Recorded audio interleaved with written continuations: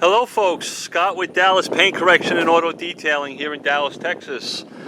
I told you I would take you on a ride because it's 4th of July. I'm sure a lot of you guys are with your family and friends. I'm working today. It is still sunlight. It's probably about, I don't know what time it is, 3 o'clock, somewhere around there in the afternoon. I told you I had 3 appointments. My last appointment was an engine bay detail as well, but I couldn't film there. Some of the developments I work in are very high-end, very exclusive.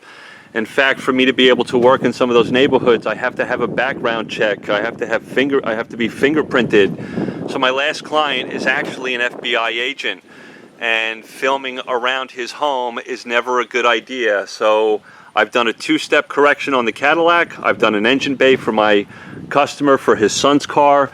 And now this is my last appointment for the day, and I'm going to call it a day and try to enjoy the 4th of July like everybody else.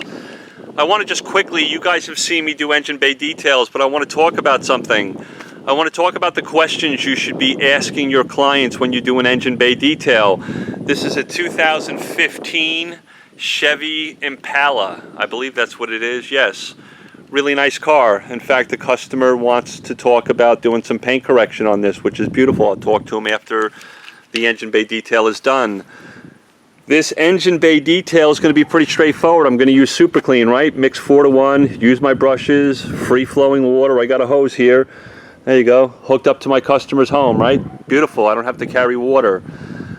What I'm going to do is just spray it down, agitate my cleaner, and rinse it. But before we even do that, I want to go over some things you need to be asking your clients. When my client came out to show me his engine, the first thing I asked him is, has anybody ever cleaned the engine before?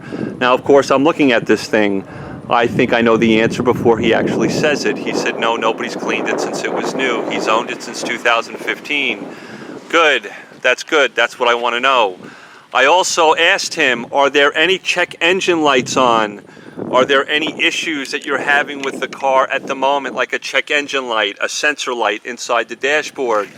He says to me, no, I don't have any issues like that. I then confirmed it with him present. The reason I do that is because sometimes people can blame you for check engine lights that were always on before you began an engine bay. So I just wanted you to remember asking some of those important questions. Don't be afraid to ask those questions. Don't be afraid to confirm it in front of your customer. Get in the car, turn the key on, turn the engine over, make sure there's no check engine lights, okay? That's important. It's all about liability for this video at the moment. Now, the next thing I want to talk about, everybody does an engine bay detail. I've done many of them, right? The first thing I want to do, because it's not my car, I don't work on this car, this is the first time I'm seeing it. All of these caps, this happens to be for the radiator, that happens to be for the brake reservoir. Here's the windshield wiper fluid cap, right? Here's the big one. Here's the oil fill cap. I want to make sure, why am I pointing to these things?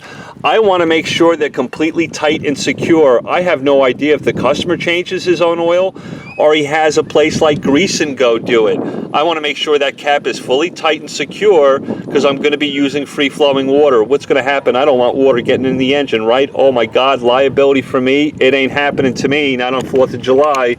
Even though I was incredibly profitable today and very grateful, I'm not having any mistakes. Even though I'm extremely tired, I'm always going to check these things. I'm going to check this cap here, make sure it's tight, secure.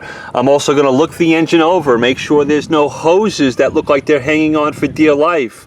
No electrical connections that look like they might be busted or cracked. I'm pointing to this one, it's not. I don't want, this happens to be the map flow sensor. I always look at this thing. You want to know why? It's attached right by the air box, the air filter. In all the years I've been detailing engines, this is one thing that has bit me in the butt a couple of times. This map flow air sensor can crack. I'm in the shadow, sorry guys. It can crack sometimes, and if water gets in it, it will send a check engine light on. Not a big deal. Map flow sensor, it was cracked already. It wasn't my fault. It's happened to me about 2 times in my career, and it always happens to be that little thing right there that gets my fanny in a sling. I typically buy it for the customer. Well, it happened twice. I bought it for the customer. My other customer said, Scott, it was already cracked. We just didn't notice it, but thank God you indirectly had the check engine light come on because it needed to be replaced anyway. Most people are very reasonable, but you want to go through those steps with them. You You want to ask them if they're having any issues with their car. So that's what I'm going to do. I'm going to do this engine bay detail. I'm going to dress it with hyper dressing, maybe some stone or trim shine. I'm also going to dry it before that, and then I'll show you the finished product. But I just wanted to go over that little thing with you guys on how to protect your fanny when you're doing engine bay details. Check all those caps, make sure they're tight. Check your hoses, check your connections, make sure there's no issues there, okay? I love you all. We'll talk to you in a little bit. I'll show you the finished product. Be good.